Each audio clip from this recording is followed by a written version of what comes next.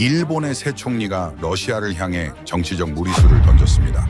쿠릴 열도를 즉각 반환하라. 푸틴이 비웃으며 폭탄 발언을 터뜨렸습니다. 쿠릴은 당연히 러시아 영토이며 독도는 영원히 한국 땅이다. 25년 전 너희가 한 짓을 잊었나? 푸틴의 이 한마디에 도쿄 전체가 혼란에 빠졌습니다. 하지만 충격은 여기서 그치지 않았습니다. 한국과는 이미 25년 전 거래가 끝났다. 도대체 1998년 러시아와 한국 사이에 무슨 비밀 거래가 있었던 걸까요? 그 충격적인 이야기 지금 시작합니다. 저는 알렉산드라 볼콘스카야입니다. 러시아 외교부 동아시아 태평양국 부국장이죠. 22년간 외교관으로 살아왔습니다. 그날 아침 제 인생이 완전히 뒤바뀔 줄은 꿈에도 몰랐습니다. 볼콘스카야 부국장님, 큰일 났어요. 복도 끝에서 막내 막심이 미친 듯이 뛰어왔습니다. 26살 막내 직원이었죠. 20년 넘게 외교부 생활하면서 이런 적은 처음이었어요. 막심의 얼굴이 새하얗게 질려 있었습니다. 무슨 일이야, 막심. 숨 좀 쉬고 천천히 말해봐.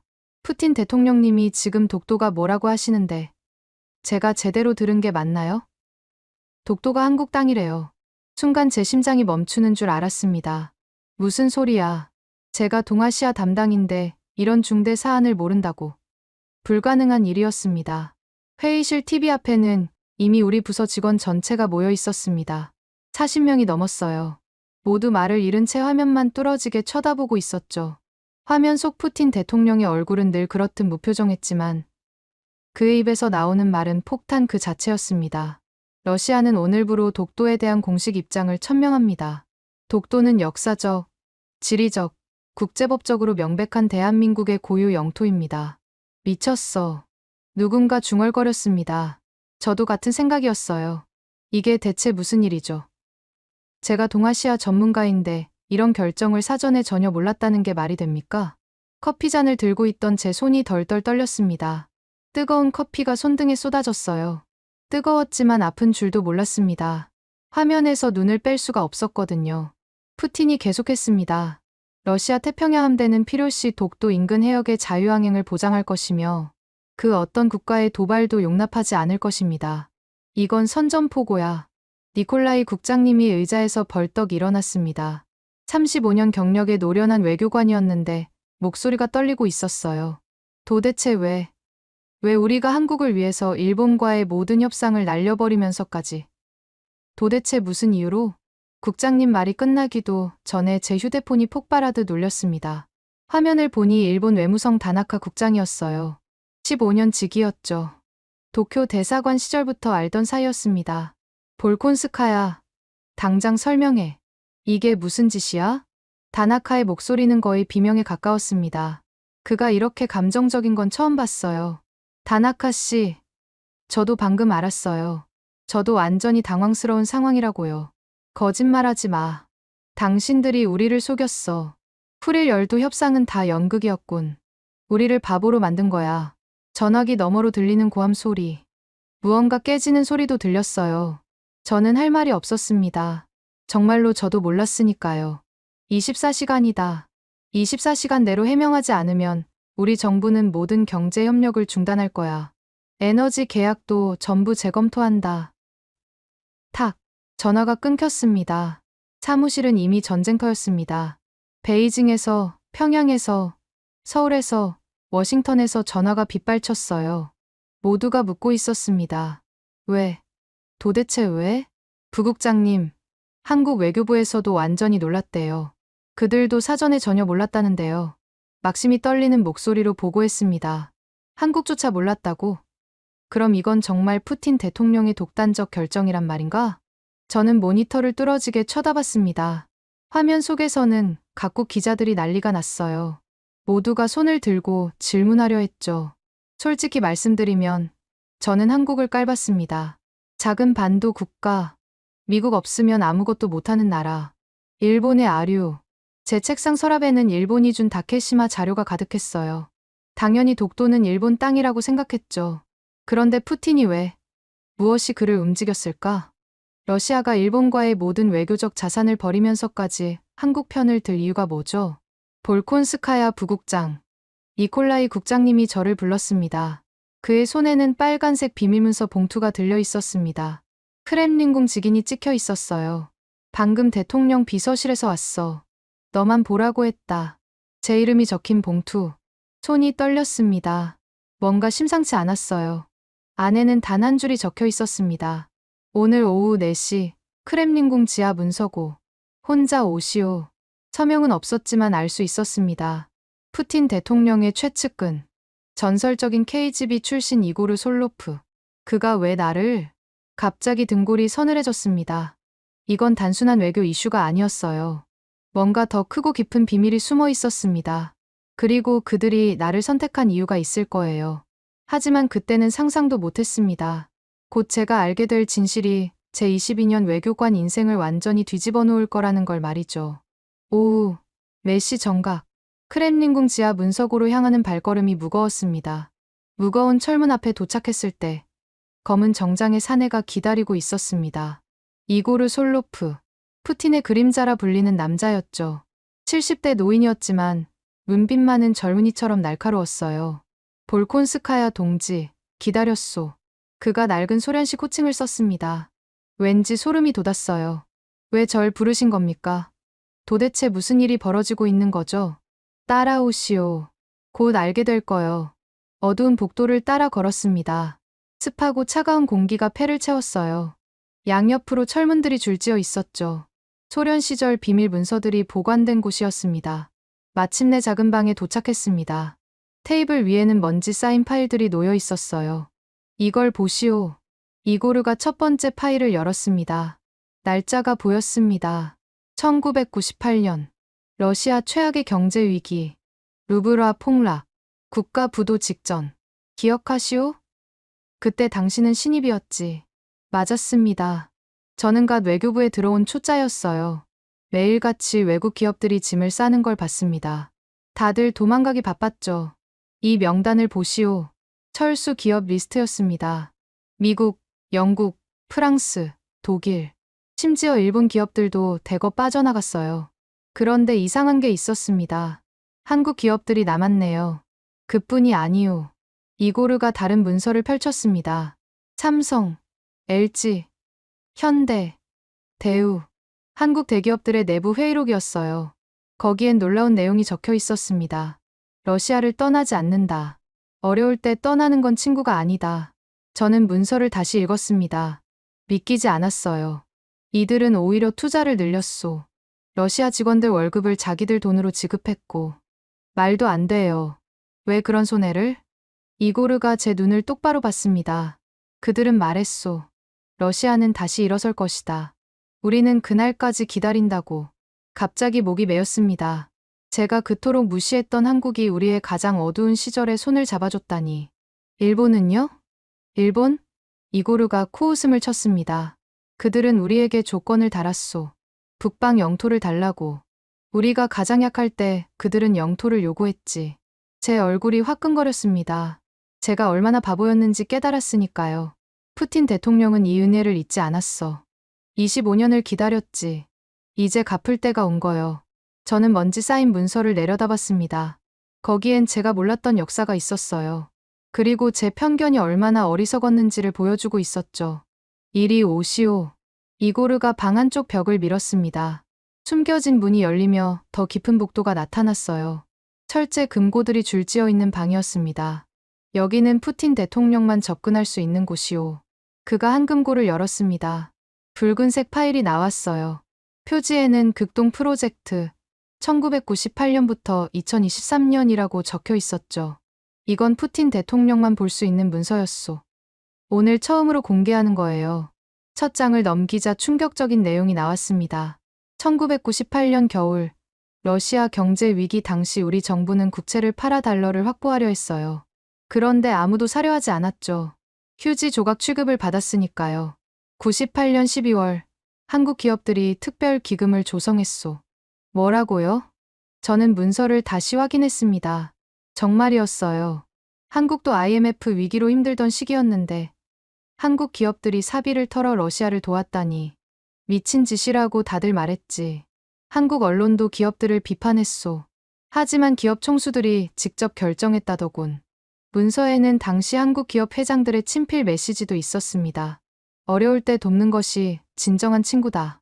러시아는 반드시 회복할 것이다. 저는 숨이 막혔습니다.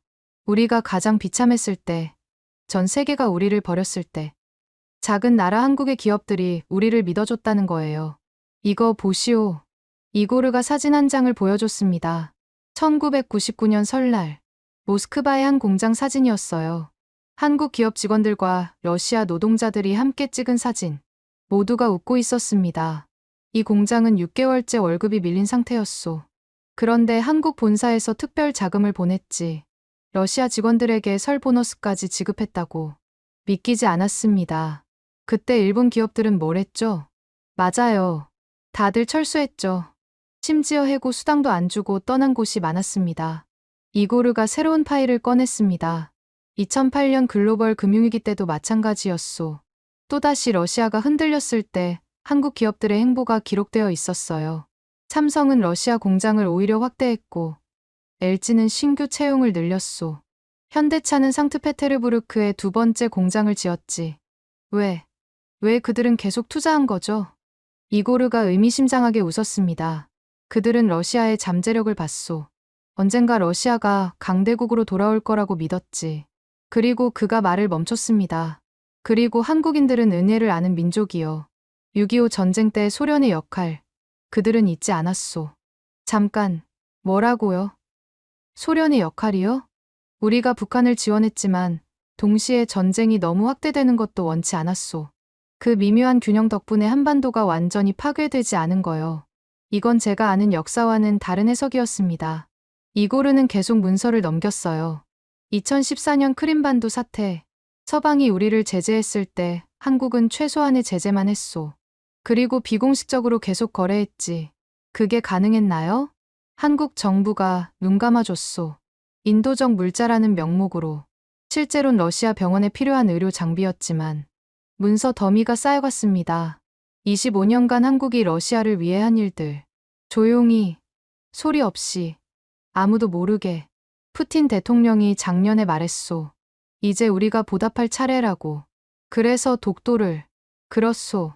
일본이 아무리 중요해도 은혜를 저버릴 순 없지. 그게 러시아의 자존심이요. 저는 부끄러웠습니다. 22년간 외교관으로 일하면서 이런 진실을 전혀 몰랐다니. 아니, 알려고 하지 않았죠. 한국을 무시하기 바빴으니까. 볼콘스카야 동지, 당신이 이걸 아는 첫 번째 외교관이요. 왜 저에게? 당신이 가장 한국을 싫어했으니까.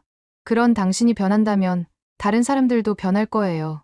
이고르가 마지막 문서를 건넸습니다. 푸틴 대통령의 친필 메모였어요. 한국은 말이 아닌 행동으로 우정을 증명했다. 이제 우리 차례다. 독도는 시작일 뿐이다. 시작이라고? 그럼 앞으로 더 큰 일이 벌어진다는 건가요? 갑자기 현기증이 났습니다. 제가 알던 세계가 무너지는 기분이었어요. 그리고 집에 있는 딸 카티아가 떠올랐습니다. 그 애가 옳았어요. 한국은 정말 특별한 나라였던 거죠. 이제 당신이 할 일이 있소.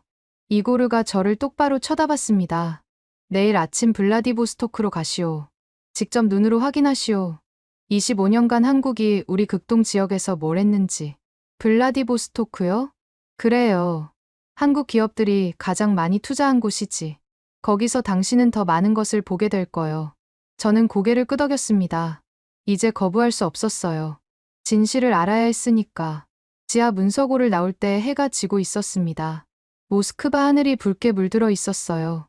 저는 차에 앉아 카티아에게 전화를 걸었습니다. 엄마, 카티아야. 오늘 많은 걸 봤어. 무슨 일 있었어? 미안해. 네가 옳았어. 한국은 정말 특별한 나라야. 전화기 너머로 카티아가 놀라는 기척이 들렸습니다. 엄마가 그런 말을 하다니. 무슨 일이야? 나중에 다 얘기해 줄게. 그리고 카티아야. 응? 서울대 교환학생 가도 좋아. 카티아가 소리를 질렀습니다. 기쁨의 비명이었어요. 집으로 가는 길, 저는 창밖을 보며 생각했습니다. 내일 블라디보스토크에서는 무엇을 보게 될까? 그리고 제 22년 외교관 인생이 완전히 바뀌고 있다는 걸 느꼈습니다. 다음 날 아침, 니콜라이 국장과 함께 블라디보스토크행 비행기에 올랐습니다. 7시간 비행 끝에 도착한 극동의 항구 도시. 공항에서 블라디보스토크시 경제 담당관 표트르가 우리를 맞았습니다. 볼콘스카야 부국장님, 니콜라이 국장님, 환영합니다. 제가 이곳을 안내하겠습니다. 40대 중반의 건장한 체격. 표트르는 20년 넘게 이곳에서 근무한 베테랑이었어요. 먼저 삼성 공장으로 가시죠. 여기서 가장 오래된 한국 기업입니다. 차로 30분을 달렸습니다. 거대한 공장 건물이 나타났어요. 삼성전자 블라디보스토크 공장. 1998년에 세워졌습니다. 공장장 이반이 우리를 맞았습니다. 50대 후반의 러시아인이었어요. 경제 위기가 한창일 때 한국 본사가 결정했죠. 러시아를 떠나지 않는다고. 공장 안으로 들어가 보시겠습니까? 이반이 우리를 안내했습니다. 거대한 조립라인이 펼쳐졌어요. 러시아 노동자들이 분주히 일하고 있었습니다. 그런데 뭔가 달랐어요. 분위기가 다른 러시아 공장들과 확연히 달랐습니다. 모두가 웃고 있었어요. 여기 사람들 표정이 밝네요. 니콜라이 국장이 말했습니다. 당연하죠. 이 회사가 가족이니까요. 대부분 20년 넘게 일했어요. 한 여성 노동자가 우리를 보고 다가왔습니다. 나타샤, 조립라인 반장입니다. 40대 중반의 푸근한 인상이었어요. 98년 겨울을 기억하세요? 남편이 실직했고 딸아이가 아팠죠. 병원비가 없었어요. 나타샤의 목소리가 떨렸습니다. 그때 한국인 김 과장님이 봉투를 건넸어요. 병원비라면서. 들어보니 꽤 큰 돈이었어요. 회사 지원금이었나요? 아니요. 나타샤가 고개를 저었습니다. 나중에 안 건데 그분 개인 돈이었대요. 한국에 있는 자기 돈을 환전해서 준 거였어요. 저는 눈시울이 뜨거워졌습니다. 그 과장님은 지금 한국으로 돌아가셨어요. 하지만 아직도 연락해요. 제 딸이 대학 졸업할 때도 축하 메시지 보내주셨어요. 나타샤가 휴대폰을 꺼냈습니다. 카톡 화면이었어요. 한국어와 러시아어로 대화가 오가고 있었습니다. 25년이 지났는데도 잊지 않으세요. 잊을 수가 없죠. 그분이 우리 가족을 살렸으니까요. 니콜라이 국장도 감동한 표정이었습니다. 이런 이야기가 얼마나 많습니까? 수백 건이에요. 이반이 대답했습니다. 98년부터 2000년까지 한국인 직원들이 개인적으로 도운 러시아 가정이 300개가 넘어요. 회사도 몰랐던 일들이죠. 우리는 다음 장소로 이동했습니다. 현대자동차 공장이었어요. 여기는 더 특별합니다. 표트르가 설명했습니다. 공장 옆에 기술학교가 붙어 있거든요. 정말 공장 건물 옆에 학교 건물이 있었습니다. 러시아 청년들을 무료로 교육시켜요. 자동차 정비, 용접, 도장, 전기, 모든 기술을 가르치죠. 졸업하면 취직이 보장되고요. 교실을 들여다봤습니다. 20명 정도의 러시아 청년들이 한국인 기술자에게 배우고 있었어요. 저 선생님은 정년퇴직한 한국 기술자예요. 자원봉사로 왔어요. 러시아 젊은이들 돕고 싶다고. 한 학생이 우리를 보고 다가왔습니다. 안녕하세요. 저는 알렉세이입니다. 22살 청년이었어요. 고아원 출신이에요. 미래가 없었죠. 그런데 이 학교에서 기술을 배웠고 이제 현대차 정식 직원이 됐어요. 알렉세이의 얼굴에 자부심이 가득했습니다. 한국 회사가 제 인생을 바꿨어요. 이제 제가 가족을 꾸릴 수 있어요. 점심시간, 공장 식당으로 갔습니다. 놀랍게도 한식과 러시아 음식이 함께 있었어요. 한국 직원들이 러시아 음식 먹고 러시아 직원들이 김치 먹어요. 20년 동안 서로의 문화를 배웠죠. 식당 안을 둘러봤습니다. 한국인과 러시아인이 함께 앉아 식사하고 있었어요. 언어는 달라도 표정은 똑같았습니다. 동료애가 느껴졌죠. 한 테이블에 한국인 과장이 앉아 있었습니다. 이기철 과장입니다. 블라디보스토크 15년째예요. 15년이나 계셨어요? 네. 여긴 제 제2의 고향이에요. 제 아이들이 여기서 태어났거든요. 러시아 학교 다니고 러시아하고 이 과장의 러시아어는 완벽했습니다. 한국 본사에서 귀국 발령 안 나나요? 나오죠. 그런데 제가 남겠다고 했어요. 이 사람들과 함께하고 싶어서. 이 과장이 주변 러시아 직원들을 바라봤습니다. 98년 위기 때 저도 여기 있었어요. 그때 러시아 직원들이 얼마나 힘들어했는지 봤죠. 그런데 본사가 전원 고용 유지 결정했을 때 직원들이 울었어요. 울었다고요? 네. 한국 회사가 자기들을 버리지 않는다는 게 믿기지 않았대요. 다른 외국 회사들은 다 떠났는데 저는 테이블에 있던 김치를 집어 먹었습니다. 매웠지만 맛있었어요. 이 김치 어디서 만든 거예요? 우리 식당에서 직접 담가요. 러시아 배추로 담그는데 한국 못지않게 맛있죠. 오후에는 LG 화학 공장을 방문했습니다. 여기는 2011년에 특별한 일이 있었어요. 공장장이 설명했습니다. 후쿠시마 원전 사고 기억하시죠? 그때 러시아도 방사능 공포에 떨었어요. 특히 극동 지역은 일본과 가까우니까. 그래서요? LG가 방사능 측정기를 무료로 나눠줬어요. 블라디보스토크 전 지역에 주민들 안심시키려고. 일본 정부도 아니고 한국 회사가요? 네. 일본 정부는 정보를 숨겼지만 한국 기업은 러시아 주민을 지켰어요. 그것도 자기 돈 들여서. 저는 더 이상 참을 수 없었습니다. 사무실 밖으로 나와 혼자 있고 싶었어요. 발코니에 서서 블라디보스토크 항구를 바라봤습니다. 한국과 가까운 바다. 그 바다를 건너 한국 사람들이 25년간 이곳을 지켜왔던 거예요. 볼콘스카야. 니콜라이 국장이 다가왔습니다. 울고 있나? 아니요. 바람이 매서워서. 나도 그래. 오늘 본 것들이 믿기지 않아. 니콜라이 국장도 창밖을 바라봤습니다. 우리가 얼마나 어리석었는지. 일본만 쳐다보고 한국은 무시하고. 정작 진짜 친구는 조용히 옆에 있었는데. 국장님, 독도는 정말 한국 땅이 맞습니다. 나도 이제 알아. 역사적 근거 따위 필요 없어. 25년 행동이 모든 걸 증명하잖아. 해가 지고 있었습니다. 블라디보스토크 하늘이 붉게 물들었어요. 내일은 한국타운에 갑니다. 거기서 더 놀라운 이야기를 들을 거예요. 표트르가 말했습니다. 저는 호텔로 돌아와 카티아에게 전화했습니다. 카티아야, 엄마, 목소리가 이상해. 무슨 일 있어? 오늘 한국 사람들이 러시아를 위해 한 일들을 봤어. 그래서? 네가 완전히 옳았어. 한국은 정말 대단한 나라야. 엄마가 미안해. 카티아가 웃었습니다. 엄마, 진짜 변했네. 이제 BTS 들어도 돼? 응, 실컷 들어. 전화를 끊고 창밖을 봤습니다. 저 멀리 한국 간판들이 불을 밝히고 있었어요. 25년. 그 긴 시간 동안 한국은 한 번도 러시아를 버리지 않았습니다. 이제 러시아가 보답할 차례였죠. 그리고 그 시작이 독도였던 겁니다. 다음 날 아침, 우리는 블라디보스토크 한국타운으로 향했습니다. 2000년대 초반에 형성됐어요. 표트르가 설명했습니다. 한국 기업들이 들어오면서 한국인들이 모여 살기 시작했죠. 지금은 4,000명 넘게 살고 있어요. 거리에 들어서자 한글 간판이 즐비했습니다. 한국 식당, 노래방, 미용실, 마트. 마치 서울의 한 동네 같았어요. 먼저 김밥천국에 가보시죠. 작은 식당이었습니다. 간판에는 김밥천국, 1999년 개업이라고 적혀 있었어요. 김상철입니다. 여기 주인이에요. 60대 중반의 한국인이었습니다. 25년 전 처음 왔을 때 여기는 정말 황무지였어요. 러시아 경제가 망가져서 사람들이 굶고 있었죠. 김 사장이 식당 안을 돌아보며 말했습니다. 그래서 시작한 게 토요일 무료 급식이에요. 매주 토요일 점심, 러시아 사람들에게 무료로 밥을 줬죠. 무료로요? 네, 처음엔 10명 정도였어요. 그런데 입소문이 나면서 100명, 200명으로 늘었죠. 그럼 손해가 엄청났겠네요. 손해요? 천만에요. 그 사람들이 나중에 단골이 됐어요. 그리고 저한테 가족이 됐죠.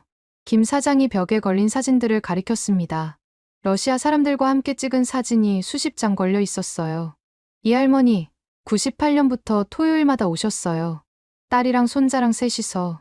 이제 손자가 대학생이 됐죠. 지금도 무료 급식하세요? 당연하죠. 25년째 계속하고 있어요. 어려운 사람들은 언제나 있으니까. 다음으로 방문한 곳은 한국문화원이었습니다. 2005년에 만들었어요. 문화원장이 설명했습니다. 러시아 청소년들에게 한국어와 한국 문화를 가르치죠. 무료로. 교실을 들여다봤습니다. 30명 정도의 러시아 청소년들이 한국어를 배우고 있었어요. 선생님, 안녕하세요. 한 러시아 소녀가 완벽한 한국어로 인사했습니다. 마리아예요. 6년째 여기서 한국어 배우고 있어요. 왜 한국어를 배우나요? 한국이 좋아요. K-팝도 좋고, 드라마도 좋고, 그리고 나중에 한국 회사에서 일하고 싶어요. 마리아의 눈빛이 반짝였습니다. 한국 회사는 직원들을 가족처럼 대해준대요. 우리 언니도 삼성에서 일하는데 정말 좋다고 했어요. 오후에는 한국의료봉사단을 만났습니다. 매년 2번씩 와요. 봉사단장이 말했습니다. 한국 의사들이 자비로 와서 러시아 주민들을 무료로 진료하죠. 임시 진료소에는 수십 명의 러시아 주민들이 줄을 서 있었습니다. 20년 동안 치료받은 사람이 10,000명이 넘어요. 한 노인이 다가왔습니다. 저는 블라디미르예요. 2006년부터 여기서 치료받았어요. 어디가 아프셨나요? 심장이요. 수술이 필요했는데 돈이 없었죠. 그런데 한국 의사 선생님이 무료로 수술해줬어요. 블라디미르의 눈에 눈물이 고였습니다. 한국 사람들이 제 목숨을 살렸어요. 그래서 저는 매일 한국을 위해 기도해요. 저녁 무렵 한국 교회를 방문했습니다. 2003년에 세워졌어요. 목사님이 설명했습니다. 한국인과 러시아인이 함께 예배드리죠. 통역하면서 예배당에 들어가니 한국인과 러시아인이 섞여 앉아 있었습니다. 찬송가가 한국어와 러시아어로 동시에 울려 퍼졌어요. 이곳은 단순한 교회가 아니에요. 목사님이 말했습니다. 한국과 러시아가 하나 되는 곳이죠. 여기서 국제결혼도 많이 이뤄졌어요. 지금까지 300쌍이 넘어요. 예배가 끝나고 한 러시아 여성이 다가왔습니다. 저는 올가예요. 한국 남편과 결혼해서 10년째 살고 있어요. 어떻게 만나셨어요? 이 교회에서요. 남편이 현대차 직원이었어요. 처음엔 언어도 안 통했는데 지금은 한국어 완벽하게 해요. 올가가 유창한 한국어로 말했습니다. 한국 가족들도 저를 딸처럼 대해줘요. 명절 때마다 한국 가서 가족들 만나죠. 밤이 되자 한국타운은 더욱 활기를 띠었습니다. 노래방에서 케이팝이 흘러나왔고 식당에서는 삼겹살 굽는 냄새가 났어요. 이곳은 이제 블라디보스토크의 명소예요. 표트르가 말했습니다.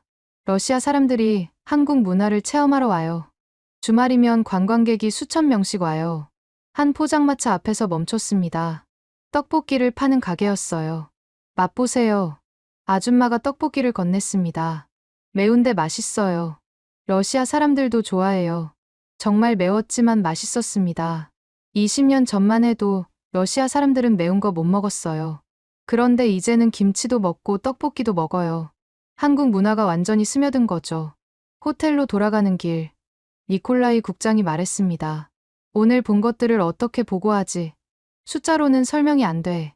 그냥 진실을 말하는 거죠. 한국이 25년 동안 러시아를 지켰다고. 그래. 그게 전부야. 호텔 방에서 보고서를 작성했습니다. 블라디보스토크에서 본 한국의 모습. 타자를 치다가 자꾸 멈췄습니다. 눈물이 나서 글자가 안 보였거든요. 25년. 한국 기업들은 이익이 아니라 사람을 봤습니다. 숫자가 아니라 관계를 봤어요. 단기 이익이 아니라 장기 우정을 선택했죠. 그리고 그 선택이 오늘 푸틴의 독도 선언을 만들어냈습니다. 다음 날 모스크바로 돌아가는 비행기 안에서 생각했습니다. 제가 얼마나 어리석었는지. 20년 넘게 외교관으로 일하면서 진짜 중요한 걸 못 봤다는 게. 외교는 조약이나 협정이 아니었어요. 사람과 사람 사이의 진심. 그게 진짜 외교였습니다. 그리고 한국은 그걸 완벽하게 보여줬어요. 이제 저는 알았습니다. 왜 푸틴이 독도를 한국 땅이라고 선언했는지. 25년 우정에 대한 보답. 그게 전부였습니다. 모스크바로 돌아온 일주일 후 푸틴에게 보고했습니다. 대통령님, 블라디보스토크에서 놀라운 것들을 봤습니다. 어땠소? 한국이 우리를 위해 한 일들이 상상을 초월했습니다. 푸틴이 고개를 끄덕였습니다. 이제 알겠소. 왜 내가 독도를 인정했는지. 네. 완벽하게 이해했습니다. 볼콘스카야, 자네에게 특별한 임무를 주겠소. 무슨 임무인가요? 한러 관계 특별 담당관이오. 자네가 이 관계를 더욱 발전시켜야 하오. 감사합니다. 대통령님. 특별 담당관으로 임명된 후 제 첫 임무는 한국 대사관 방문이었습니다. 놀랍게도 저는 22년 외교관 생활 중 한 번도 한국 대사관에 가본 적이 없었어요. 어서 오세요. 볼콘스카야 부국장님. 최태윤 공사참사관이 직접 마중 나왔습니다. 초대해 주셔서 감사합니다. 저희가 더 영광이죠. 드디어 오셨네요. 그 말에 얼굴이 빨개졌습니다. 제가 한국을 무시했던 걸 다 아는 것 같았어요. 응접실에 앉자 차가 나왔습니다. 놀랍게도 러시아 전통차였어요. 러시아 분들은 이 차를 좋아하시죠. 20년 동안 배웠습니다. 한국 차를 주셔도 되는데요. 손님 취향에 맞추는 게 한국식 환대입니다. 작은 배려였지만 마음이 따뜻해졌어요. 푸틴 대통령 발표 후 한국도 놀랐습니다. 사전에 전혀 몰랐거든요. 정말 몰랐나요? 전혀요. 그래서 더 감동했죠. 러시아가 스스로 결정했다는 게. 최 공사가 벽에 걸린 사진을 가리켰습니다. 1990년 할러 수교 당시 사진입니다. 고르바초프와 노테우 대통령. 그때부터 시작됐군요. 실질적 관계는 98년부터지만 뿌리는 더 깊어요. 한국인에게 은혜는 잊으면 안 되는 거예요. 그게 우리 정서죠. 정이라는 거 말인가요? 아, 정을 아시네요. 딸아이가 케이팝 팬이라서. 최 공사가 웃었습니다. 정은 단순한 감정이 아니에요. 관계의 본질이죠. 한 번 맺으면 평생 가는 거예요. 그가 부엌으로 가더니 뭔가를 가져왔습니다. 김치였어요. 직접 담갔어요. 러시아 배추로 만든 김치입니다. 김치를 먹어봤습니다. 매웠지만 깊은 맛이 있었어요. 20년 동안 러시아를 연구했어요. 이 나라를 이해하려고. 우리를요? 네. 러시아는 자존심이 강한 나라죠. 그 자존심을 인정해야 친구가 될 수 있어요. 맞는 말이었습니다. 98년 경제 위기 때도 그랬어요. 우리는 러시아를 도운 게 아니라 함께한 거예요. 함께요. 한국도 IMF로 힘들었거든요. 같이 어려웠죠. 그래서 더 이해할 수 있었어요. 아, 그랬구나. 한국도 위기였으니까 러시아의 아픔을 알았던 거군요. 며칠 후 푸틴이 서울을 방문하기로 했습니다. 볼콘스카야, 자네가 수행단에 포함되오. 서울요. 제가요? 그래. 직접 가서 한국을 더 배워야 하오. 2주일 후 푸틴과 함께 서울행 비행기에 올랐습니다. 7시간 비행 끝에 인천공항에 도착했습니다. 밤이었는데 수백 명이 나와 있었어요. 러시아 국기와 한국 국기를 함께 흔들며 스파시바, 푸틴, 러시아 사랑해요. 푸틴도 놀란 표정이었습니다. 호텔로 가는 길, 서울의 야경이 펼쳐졌습니다. 화려한 불빛, 높은 빌딩들. 이게 70년 전 폐허였다니. 누군가 감탄했어요. 다음 날 청와대에서 정상회담이 열렸습니다. 25년 우정을 100년 동맹으로 만듭시다. 한국 대통령과 푸틴이 악수했습니다. 역사적 순간이었어요. 회담 후 발표된 공동성명은 파격적이었습니다. 경제 협력 확대, 시베리아 공동개발 프로젝트 착수, 우주 기술 협력, 북극 항로 공동 운영. 이제 한국과 러시아는 운명 공동체입니다. 푸틴의 마지막 말이 모든 걸 담고 있었어요. 그날 오후 통일대교를 방문했습니다. 여기서 다시 선언하고 싶소. 푸틴이 말했습니다. 다리 중간에서 차를 세웠어요. 기자들이 몰려들었습니다. 독도는 영원히 대한민국 고유 영토요. 러시아는 영원히 한국의 편이오. 박수가 터졌습니다. 한국인들이 울고 있었어요. 저도 눈물이 났습니다. 25년 우정이 이렇게 아름다운 결실을 맺다니. 그날 저녁 홍대 거리를 방문했습니다. 푸틴의 제안이었어요. 젊은이들을 만나야 미래가 보인다. 거리는 청년들로 가득했습니다. 한국 학생 하나가 다가왔어요. 대통령님, 독도 선언 감사합니다. 천만에 당연한 일을 한 거요. 저희 할머니가 98년에 러시아에서 일하셨대요. 삼성 블라디보스토크 공장에서요. 그래요? 할머니가 말씀하셨어요. 러시아 사람들이 정말 좋은 사람들이었다고. 그래서 저도 러시아가 좋아요. 푸틴이 학생의 손을 잡았습니다. 고마워요. 한국도 좋은 나라요. 포장마차 앞에서 떡볶이를 먹었습니다. 매운데 맛있어요. 푸틴이 엄지를 들었죠. 차로 돌아가며 푸틴이 말했습니다. 볼콘스카야, 이제 알겠소. 한국의 힘이 어디서 나오는지. 무엇인가요? 사람이요. 이런 따뜻한 사람들이 있으니 작은 나라가 강한 거요. 정말 그랬어요.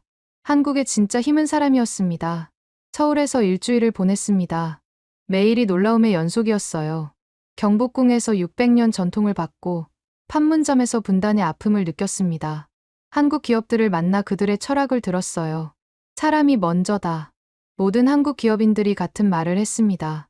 모스크바로 돌아가는 비행기 안에서 저는 결심했습니다. 제 남은 외교관 인생을 할러 관계에 바치기로. 그리고 제 딸 카티아도 이 길을 걷게 하리라. 25년 전 한국이 러시아를 위해 한 것처럼 이제 러시아가 한국을 위해 헌신할 차례였습니다. 6개월 후 저는 주한 러시아 대사관 공사로 임명됐습니다. 볼콘스카야, 자네가 서울에 가야겠소. 푸틴이 말했습니다.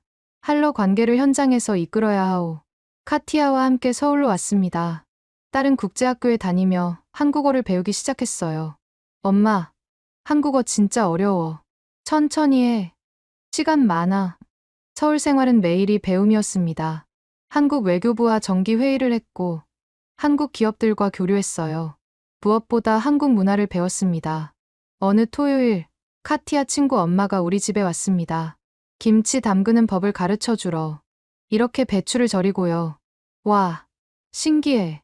김치는 정성이에요. 사랑하는 사람을 위해 담그는 거죠. 그날 저는 김치를 담그며 깨달았습니다. 한국인들이 말하는 정이 뭔지. 사랑과 정성, 그리고 시간. 그게 관계를 만드는 거였어요. 25년 동안 한국이 러시아에 쏟은 것도 바로 이거였습니다. 삼성 본사를 방문했습니다. 98년 러시아를 도운 이유가 뭡니까? 제가 직접 물었습니다. 어려울 때 함께하는 게 진짜 친구라고 배웠습니다. 그게 한국식이에요. 손해가 컸을 텐데요. 단기적으론 그랬죠. 하지만 25년 후 우리는 러시아에서 가장 신뢰받는 기업이 됐습니다. 그게 더 큰 이익이죠. 현대차 회장도 만났습니다. 블라디보스토크 공장 직원이 5천 명입니다. 그들은 가족이에요. 1999년부터 지금까지 한 명도 해고하지 않으셨죠. 네. 어떻게 가족을 버립니까? 불가능한 일이죠. 국립중앙박물관을 방문했습니다. 한국의 역사를 보고 싶었거든요.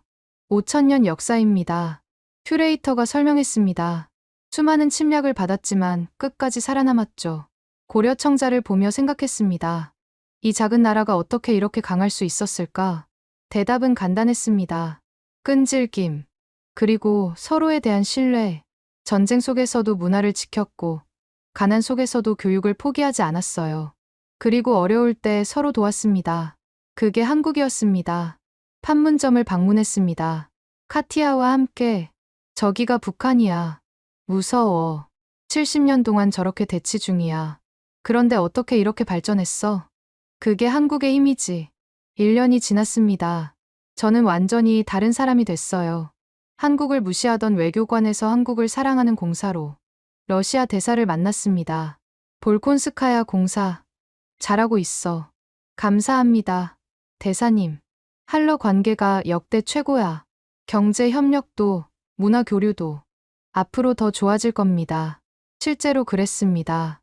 한국 기업들의 러시아 투자가 늘었고, 러시아 학생들의 한국 유학도 증가했어요. 무엇보다 양국 국민들의 인식이 바뀌었습니다. 러시아인들이 한국을 동반자로 보기 시작했고, 한국인들도 러시아를 신뢰하기 시작했어요. 그날 밤 저는 일기를 썼습니다. 오늘 김치를 담갔다. 25년 전 한국 기업들도 이런 마음으로 러시아를 도왔을 것이다. 정성과 인내, 그리고 믿음. 이제 나는 안다. 한국이 왜 특별한지. 2년이 지났습니다. 저는 여전히 서울에서 공사로 일하고 있었어요. 할러 관계는 역대 최고 수준이었습니다. 어느 날 푸틴으로부터 긴급 소환 명령이 왔습니다. 내일 모스크바로 오시오. 다음 날 크렘린궁으로 갔습니다. 볼콘스카야 공사. 2년간 수고했소. 감사합니다. 대통령님. 이제 더 큰 임무를 맡아야겠소. 무슨 임무인가요? 주한 러시아 대사요. 저는 숨이 멎는 줄 알았습니다. 대사요? 저를요? 그렇소. 당신만큼 한국을 이해하는 사람이 없소. 하지만 제가 가장 한국을 무시했던 사람인데요. 그래서 더 적합하오. 변화를 아는 사람. 진실을 본 사람. 푸틴이 일어섰습니다. 100년 동맹을 만드는 건 당신 손에 달렸소. 최선을 다하겠습니다. 한 가지 더. 네. 독도 문제. 일본이 계속 압박하고 있소. 하지만 우리 입장은 변하지 않을 거요. 감사합니다. 한국은 25년 동안 우리를 지켰소. 이제 우리가 영원히 한국을 지킬 차례요. 서울로 돌아와 카티아에게 말했습니다. 엄마가 대사가 됐어. 진짜? 대박. 우리 계속 서울에 있을 수 있어. 좋아. 나 서울대 다니면서 엄마랑 함께 있고 싶었어. 대사 임명식이 열렸습니다. 한국 대통령이 직접 신임장을 받았어요. 대사님, 환영합니다. 감사합니다. 러시아와 한국의 우정이 영원하길 100년 동맹으로 만들겠습니다. 언론 인터뷰가 이어졌습니다. 대사님, 3년 전만 해도 한국을 무시하셨다는데요. 부끄러운 과거입니다. 무엇이 당신을 변화시켰나요? 진실을 받습니다. 25년 동안 한국이 러시아를 위해 한 일들을. 일본과의 관계는요? 러시아는 진실 편에 섭니다. 독도는 영원히 한국 땅입니다. 대사관에서 첫 업무를 시작했습니다. 직원들이 모였어요. 제 목표는 단순합니다. 한국과 러시아가 진짜 가족이 되는 것. 어떻게 하시렵니까? 사람 대 사람으로 만나는 겁니다. 정부 차원이 아니라 국민 차원에서 청년 교류 프로그램을 만들었습니다.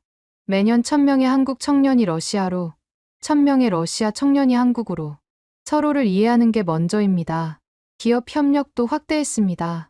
한국 기업의 러시아 투자를 2배로 늘리겠습니다. 러시아 기업도 한국에 투자해야 합니다.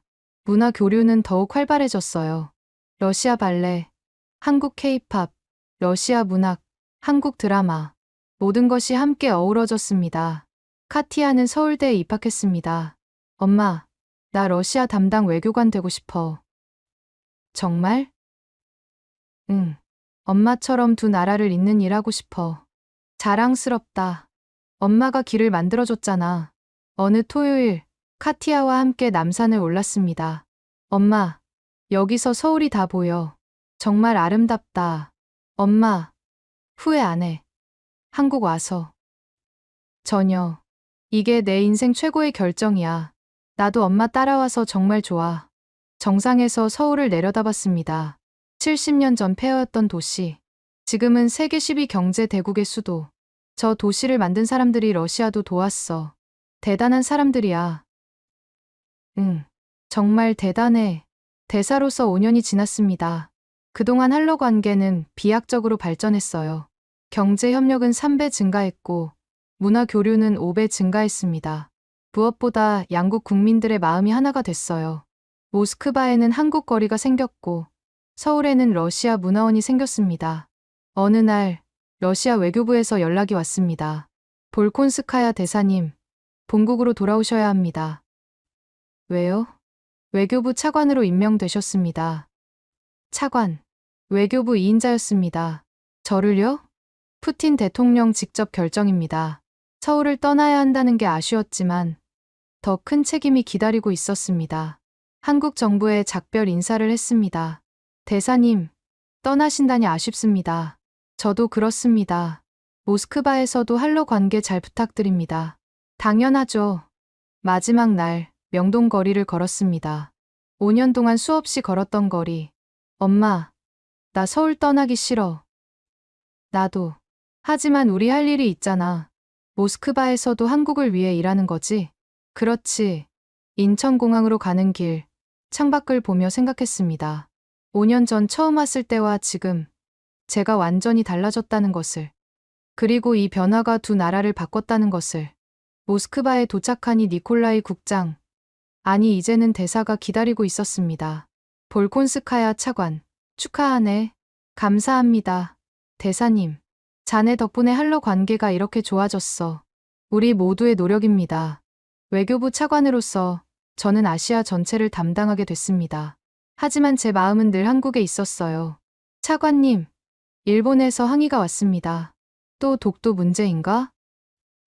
네, 러시아 입장을 재검토하라고. 거절하시오. 우리 입장은 변하지 않아. 일본은 계속 압박했지만 러시아는 흔들리지 않았습니다. 한국은 25년 동안 우리를 지켰소. 우리도 영원히 한국을 지킬 거요. 푸틴의 말은 확고했습니다. 카티아는 서울대를 졸업하고 러시아 외교부에 입사했습니다. 엄마, 나 러시아 담당 됐어. 아니, 한국 담당? 응, 엄마처럼 두 나라를 잇는 일 하고 싶어. 자랑스럽다. 엄마가 길을 만들어줘서 가능했어. 1년 후, 저는 외교부 장관으로 임명됐습니다. 볼콘스카야, 이제 외교부 장관을 맡아야겠소. 장관요? 저를요? 그렇소. 당신만큼 적합한 사람이 없소. 감사합니다, 대통령님. 25년 전 자네를 지하 문석으로 불렀을 때 확신했소. 무엇을요? 이 사람이 세상을 바꿀 거라고. 과찬이십니다. 아니요. 사실이요. 자네가 바꿨소. 외교부 장관 취임식이 열렸습니다. 제 목표는 명확합니다.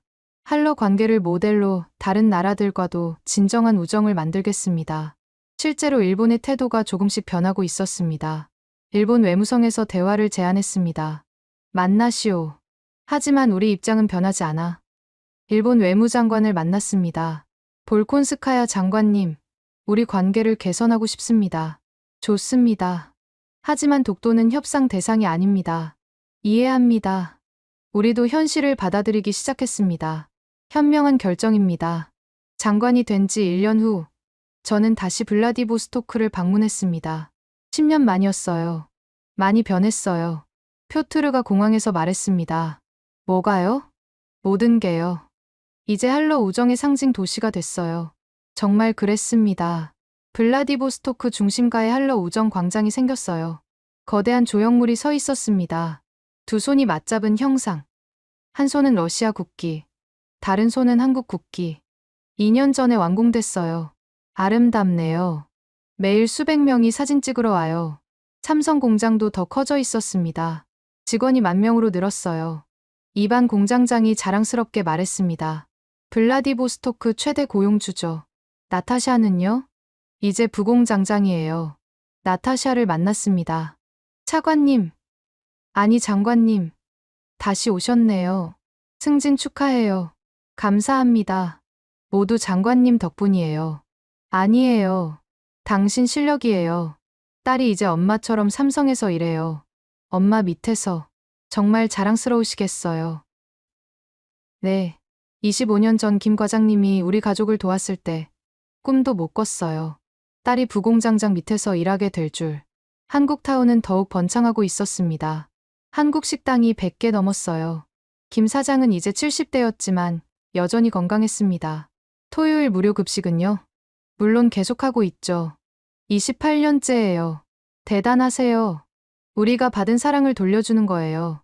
새로 생긴 한러 문화센터를 방문했습니다. 러시아 청년들이 한국어를 배우고 한국 청년들이 러시아어를 배워요. 센터장이 설명했습니다. 매년 1,000명이 수료해요. 저녁에는 한러 합동 콘서트가 열렸습니다.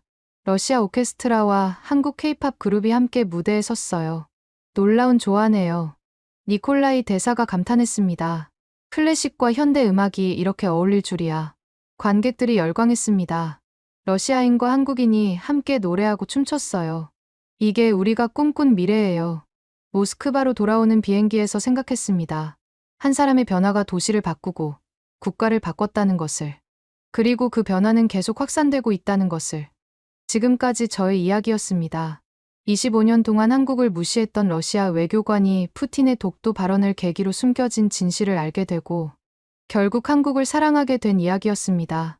1998년 러시아가 가장 어려웠을 때 조용히 손 내밀었던 한국.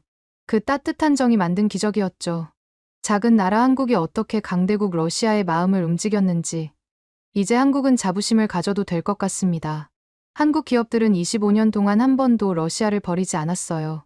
1998년 경제 위기 때도, 2008년 금융위기 때도, 2014년 크림 제재 때도 언제나 러시아와 함께했습니다. 왜 그랬을까요? 이득 때문이 아니었어요. 조건 때문도 아니었습니다. 단지 친구니까. 어려울 때 함께하는 게 당연하니까. 그게 한국인의 정이니까. 그리고 25년 후 푸틴은 그 은혜를 기억했습니다. 독도를 한국 땅으로 인정하면서 말이죠. 이건 단순한 영토 문제가 아니었어요. 25년 우정에 대한 보답이었습니다. 진정한 친구가 무엇인지 보여준 역사적 순간이었죠. 저는 그 과정에서 완전히 변했습니다. 편견으로 가득한 외교관에서 한국을 사랑하는 장관으로 20년 넘게 가진 선입견을 버렸어요. 왜 그럴 수 있었을까요? 진실을 봤기 때문입니다. 블라디보스토크에서 만난 나타샤, 한국타운 김 사장, 러시아 노동자들. 그들의 이야기가 저를 변화시켰어요. 통계가 아니라 사람이 저를 바꾼 겁니다. 그리고 그 변화는 계속 확산됐습니다. 러시아 외교부 전체로, 양국 국민들에게로, 다음 세대에게로. 이제 알렉산드라의 딸 카티아가 그 길을 이어가고 있습니다. 25년. 이것은 짧지 않은 시간입니다. 하지만 진정한 우정을 증명하기에는 충분한 시간이었어요. 한국은 말이 아니라 행동으로 보여줬습니다. 러시아는 그 행동을 잊지 않았고요. 그래서 오늘 우리는 자랑스러워해도 됩니다. 우리 기업들이, 우리 선배들이 옳은 일을 했다는 것을, 손해를 감수하면서도 친구를 지켰다는 것을, 그리고 그 선택이 25년 후 빛을 발했다는 것을. 이것이 바로 한국의 힘입니다. 크기가 아니라 마음의 크기, 숫자가 아니라 관계의 깊이. 그게 작은 나라 한국을 특별하게 만드는 겁니다. 푸틴의 독도 선언은 시작이었습니다. 그 후 25년 동안 한러 관계는 계속 발전했어요. 경제 협력은 5배 증가했고, 문화 교류는 10배 증가했습니다. 무엇보다 양국 국민들이 서로를 진정한 친구로 인정하게 됐어요. 이제 블라디보스토크에는 한국 거리가 있고, 모스크바에도 한국 타운이 있습니다. 러시아 청년들은 케이팝을 사랑하고, 한국 청년들은 러시아 문학을 읽어요. 국경이 의미 없어지고 있습니다. 지금까지 사연 어떠셨나요? 알렉산드라의 이야기는 우리에게 가르쳐줍니다. 편견은 깰 수 있다는 것을, 진실은 언제나 승리한다는 것을, 용기 있는 한 사람이 세상을 바꿀 수 있다는 것을, 그리고 무엇보다 진정한 우정은 국경을 넘는다는 것을.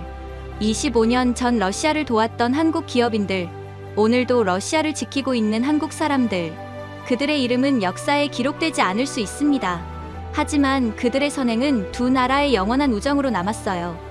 그리고 그 우정은 계속 이어질 겁니다. 50년 후에도, 100년 후에도.